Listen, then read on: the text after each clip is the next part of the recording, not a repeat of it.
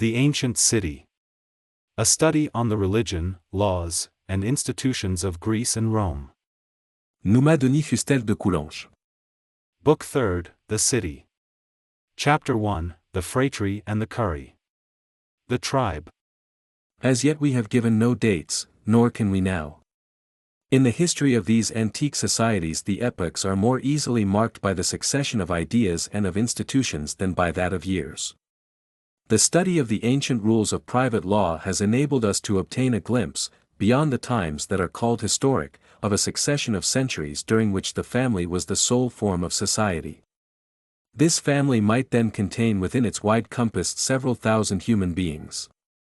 But in these limits human association was yet too narrow for material needs, since this family hardly sufficed for all the chances of life, too narrow for the moral needs of our nature, for we have seen how incomplete was the knowledge of the divine, and how insufficient was the morality of this little world. The smallness of this primitive society corresponded well with the narrowness of the idea then entertained of the divinity. Every family had its gods, and men neither conceived of nor adored any save the domestic divinities. But he could not have contented himself long with these gods so much below what his intelligence might attain. If many centuries were required for him to arrive at the idea of God as a being unique, incomparable, infinite, he must at any rate have insensibly approached this ideal, by enlarging his conception from age to age, and by extending little by little the horizon whose lines separated for him the divine being from the things of this world. The religious idea and human society went on, therefore, expanding at the same time.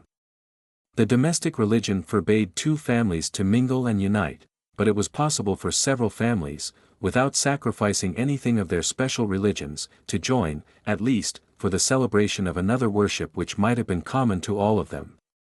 And this is what happened. A certain number of families formed a group, called, in the Greek language, a Phratria, in the Latin, a Curia. Did there exist the tie of birth between the families of the same group? This cannot be affirmed. It is clear, however, that this new association was not formed without a certain enlargement of religious ideas. Even at the moment when they united, these families conceived the idea of a divinity superior to that of the household, one who was common to all, and who watched over the entire group. They raised an altar to him, lighted a sacred fire, and founded a worship. There was no Cury or Phratry that had not its altar and its protecting God. The religious act here was of the same nature as in the family. It consisted essentially of a repast, partaken of in common. The nourishment had been prepared upon the altar itself, and was consequently sacred. While eating it, the worshippers recited prayers, the divinity was present, and received his part of the food and drink. These religious repasts of the Cury lasted a long time at Rome. Cicero mentions them, and Ovid describes them. In the time of Augustus they had still preserved all their antique forms. I have seen, in those sacred dwellings, says a historian of this epoch, the repast displayed before the god, the tables were of wood, according to ancestral usage, and the dishes were of earthenware. The food was loaves, cakes of fine flour, and fruits. I saw the libations poured out, they did not fall from gold or silver cups, but from vessels of clay, and I admired the men of our day who remained so faithful to the rites and customs of their fathers.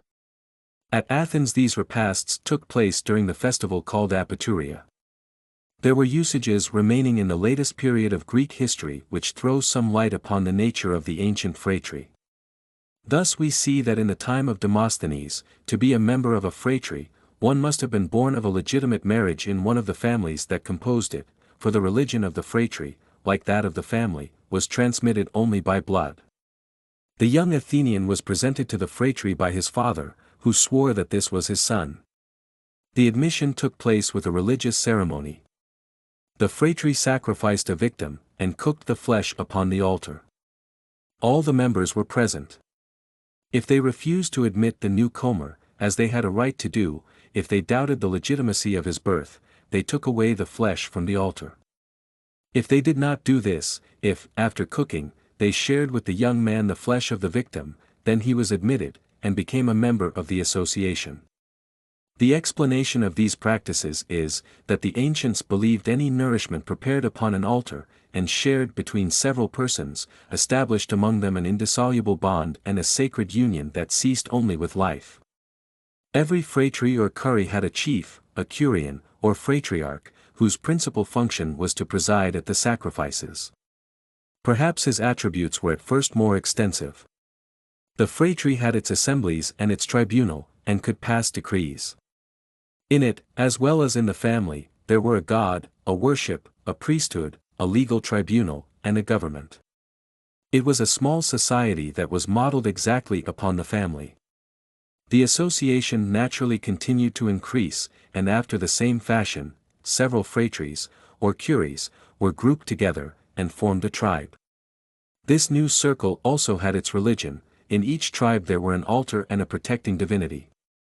The god of the tribe was generally of the same nature as that of the phratry, or that of the family. It was a man deified, a hero. From him the tribe took its name. The Greeks called him the eponymous hero. He had his annual festal day. The principal part of the religious ceremony was a repast, of which the entire tribe partook. The tribe, like the phratry, held assemblies and passed decrees, to which all the members were obliged to submit. It had a chief. Tribunus. Φουλοβασιλέους. From what remains to us of the tribe we see that, originally, it was constituted to be an independent society, and as if there had been no other social power above it.